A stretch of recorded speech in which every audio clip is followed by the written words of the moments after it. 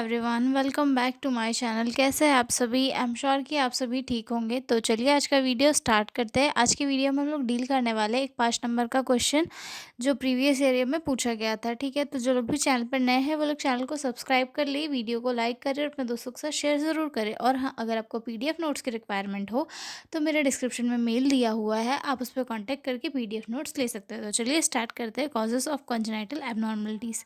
Congenital abnormalities का meaning क्या है? कॉन्जेनाइटल एबनॉर्मलिटीज़ दैट मीन्स कि जो ऐसी कोई भी एबनॉर्मलिटी या फिर कोई डिसीज़ या डिसऑर्डर जो बच्चे को जन्म से हो रहा है, ये जब वो मदर के वोम में था तब हुआ हो या फिर बर्थ के टाइम पे जो है उससे कॉज हुआ हो, तो इसे कॉन्जेनाइटल एबनॉर्मलिटी कहते हैं। ठीक है, इसे जो है ऑल्सो कॉल्ड बर्थ डिफेक्ट और कॉन्जेनाइटल डिसऑर्डर, इसे जो है बर्थ डिफेक्ट या फिर कॉन्जेनाइटल डिसऑर्डर भी कहा जाता है। This are abnormal that are present these are abnormalities that are present at birth. They affect the baby structure, functions और मेटाबॉलिज्म, यानी कि ये ऐसी एबनॉर्मलिटीज़ होती है जो किसी भी बच्चे के साथ उसके बर्थ से लेकर होती है, मतलब जो उसका जन्म होता है तभी से ये एबनॉर्मलिटीज़ उसे होती है।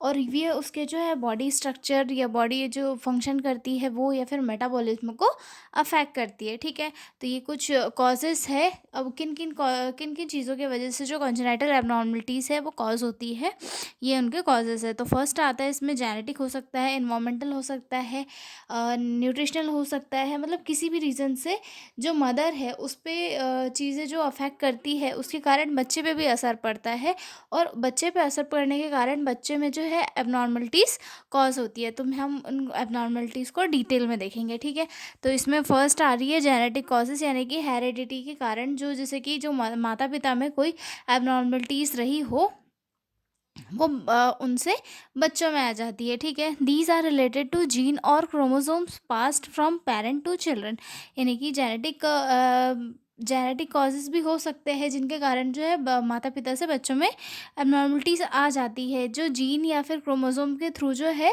फादर मदर से बच्चे में आती है। ठीक है, जिसमें कि जीन म्यूटेशन, यानी कि जो जीन होता है उसमें म्यूटेशन होना, यानी कि जो DNA होता है उसमें किसी टाइप का चेंज हो जाना। क्रोमोसोमल एबनॉर्मलिटीज़ होती है जैसे कि डाउन सिंड्रोम वगैरह हो गया, या फिर जिसमें कि एक्स्ट्रा क्रोमोसोम हो जाता है 21 वाला। ठीक है, उसके बाद आता है इनहेरिटेड डिसऑर्डर्स जैसे कि थैलेसीमिया या फिर सिस्टिक फाइब्रोसिस। ये इनहेरिटेड डिसऑर्डर है। ये क्या होता है? हेरिडिटी के कारण होता है, यानी कि मदर फादर से बच्चे में आते हैं DNA के म्यूटेशन के कारण या फिर किसी अदर चीज़ के कारण। ठीक है, अगला टाइप देखते हैं इन्वामेंटल कॉजेज़, मतलब अगर इन्वामेंट में जहाँ पे मदर रह रही है वहाँ पे अगर कुछ जो है ऐसी चीज़ें हैं जो उसकी प्रेगनेंसी के टाइम पे उसे अफेक्ट कर रही है, तो उसके कारण जो एबनॉर्मलिटीज़ है वो बच्चे में देखने के लिए मिलती है। ठीक है, these are external harmful agent that affect the baby during pregnancy, यानी कि इन्वामेंटल कॉजेज़ वो कॉजेज़ होते हैं जो बच्चे को एक्सटर्नल हार्मफुल एजेंट के कारण होते हैं, मतलब जो हार्मफुल एजेंट होते हैं या फिर कोई भी ऐसी चीज़ें होती हैं इन्वायरमेंट की जो मदर को अफेक्ट करती है और फिर उसकी जो साइड इफ़ेक्ट्स है वो बच्चे पे दिखाई देते हैं, जैसे कि ड्रग्स या मेडिकेशंस हो गया। इनके जो हार्मफुल मेडिसिन जो मदर प्रेगनेंसी के टाइम लेती है तो उनका असर जो है बच्चे पे भी पड़ता है, जैसे कि थैलिडोमाइड या फिर आइसोट्रियोटिनिन। ठीक है, तो ये इसके कॉजेज़ हो गए। अगला कॉजेज़ देखते हैं। अगला कॉज़ जैसे कि अगर जो मदर है वो अल्कोहल ले रही है या फिर कुछ ऐसे स्टेरॉइड वगैरह ले रही है, उनके कारण जो अफेक्ट पड़ता है मदर की हेल्थ पे, उसके कारण जो बच्चों में एबनॉर्मलिटीज़ हो जाती है। ठीक है, जिसके अल्कोहल एंड मेडिकेशन को can cause foetal alcohol syndrome में lead to low birth weight mental retardation, जैसे कि अगर मदर अल्कोहल वगैरह लेती है या कुछ सर्टेन मेडिकेशन वगैरह लेती है तो उससे जो है फीटल की जो बच्चा होता है वो में उसकी ग्रोथ पे भी असर पड़ता है, जिससे कि बच्चे का वेट कम होता है, बच्चे में मेंटल रिटार्डेशन देखने के लिए मिल सकती है। ठीक है, उसके बाद आता है फोर्थ वाला रेडिएशन एक्सपोजर। अगर जो मदर है वो एक्सरे वगैरह के एक्सपोजर में जा रही है तो जो है वो बच्चे के जो डेवलपिंग ऑर्गन्स है उन चीज़ों को डैमेज कर सकती है। एक्सरे और radiation during early pregnancy can damage developing organ, मतलब एक्सरे या फिर रेडिएशन जो है ये बच्चे की ऑर्गन जो डेवलपमेंट होता है उसे उस पे अफेक्ट करके प्रॉपर डेवलपमेंट नहीं होने देती है, ठीक है। तो रेडिएशन के कारण, रेडिएशन भी एक कॉज बनता है कॉन्जेनाइटल एबनॉर्मलिटी का, ठीक है, ठीक है। उसके बाद आता है इन्फेक्शंस। इन्फेक्शंस में एक बच्चों में होता है जिसे टॉर्च के नाम से भी जाना जाता है। Infection during pregnancy that can cause defect, जैसे कि टॉक्सोप्लाज्मोसिस। देन आता है ओ, दैट मीन्स कि अदर HIV और सिफेलिस। उसके बाद आता है आर मीन्स रुबेला। फिर सी मीन्स साइटोमेगलोवायरस। देन आता है H for herpes simplex virus. मतलब इन सारी इन्फेक्शन से अगर मदर को हुए हैं प्रेगनेंसी के दौरान, तो इनके कारण जो है बच्चे में इन्फेक्शन हो सकते हैं। और इनके कारण जो है बच्चे में ये चीज़ें या फिर ऑर्गन पे इनके अफेक्ट देखने के लिए मिल सकते हैं, ठीक है। एग्जाम्पल के लिए rubella infection during early pregnancy में कॉज डीफनेस और हार्ट डिफेक्ट्स। मतलब अगर जो बच्चा है वो मदर के वूम में है और उस टाइम पे ये मदर को अगर रुबेला हो गया है, तो उसके कारण जो है बच्चे में हार्ट डिफेक्ट देखने के लिए मिल सकते हैं, ठीक है। न्यूट्रिशनल डेफिशिएंसी, जो मदर्स होती है, एक तो एक अच्छे सोशल इकोनॉमिक स्टेटस वगैरह अगर होता है तो उनमें जो है न्यूट्रिशनल डेफिशिएंसी देखने के लिए नहीं मिलती। लेकिन कोई अगर ऐसी मदर है जहाँ पे जो है उसे अपना डेली का जो फूड वगैरह है उसके लिए भी दिक्कतें हो रही है, तो उस टाइम पे न्यूट्रिशनल डेफिशिएंसी देखने के लिए मिलती है और वहाँ पर बच्चों में भी जो है कमियां देखने के लिए मिल जाती है। Lack of essential nutrient in the mother's diet, specially folic acid deficiency can cause neural defect like spina bifida. Specially mothers में जो है फॉलिक एसिड की डेफिशिएंसी देखने के लिए मिलती है, जिसके कारण बच्चों में जो है न्यूरल ट्यूब डिफेक्ट हो जाता है, जैसे कि स्पाइना बायोफिडा, ठीक है।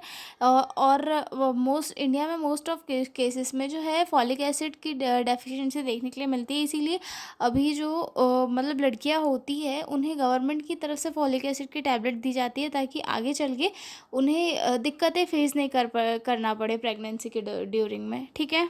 तो ये था एक कॉज, न्यूट्रिशनल डेफिशिएंसी के कारण जो है कॉन्जेनाइटल एबनॉर्मलिटीज़ कॉज होती है, ठीक है। उसके बाद आता है अगला पॉइंट हमारा maternal health condition. Maternal health condition भी बहुत मैटर करती है, क्योंकि अगर एक बच्चा हमें हेल्थी चाहिए तो उसकी मदर की हेल्थ भी हेल्थी ही चाहिए, ठीक है। डायबिटीज़ अगर मदर को है तो मतलब उस टाइम कभी कभी तो सिचुएशन अपने हाथ में रहती है, मदर ठीक हो जाती है। लेकिन अगर जो डायबिटीज़ है जो मदर अपने कंट्रोल में नहीं रख रही है, तो उसके कारण जो है बच्चे पे अफेक्ट पड़ता है, ठीक है। थायराइड डिसऑर्डर अगर मदर को हो तो उस टाइम पे बच्चे की कंडीशन पर असर पड़ता है। ओबेसिटी इन मदर, जब अगर मदर में जो है ओबेसिटी हो या फिर मदर का वेट वगैरह ज़्यादा हो, तो उसे ये जो है काफ़ी सारी दिक्कतें फेस करनी पड़ती है, ठीक है। This condition increase risk of defect in the baby. और इन सारी कंडीशन के कारण जो है बच्चे में डिफेक्ट होने के चांसेस होते हैं, ठीक है। एज ऑफ मदर की एज भी काफ़ी मैटर करती है प्रेगनेंसी में, क्योंकि एक पर्टिकुलर एज जो होती है उसमें अगर मदर प्रेग्नेंट हो तो वहाँ पर वो बच्चे को अच्छे से रख पाती है अपने वोम में उस, और बच्चा भी अच्छे से जो है ये कर पाता है। लेकिन अगर फीमेल की एज ज़्यादा हो जाती है, मोर देन 35, तो उसके बाद क्या होता है, chromosomal defects like down syndrome या ऐसी चीज़ें होने के चांसेस ज़्यादा हो जाते हैं, ठीक है।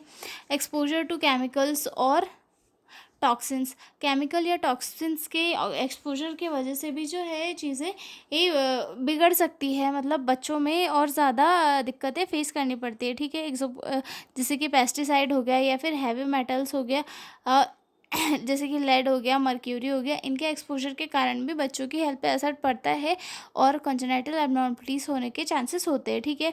Industrial pollutions can affect foetal brain and physical development.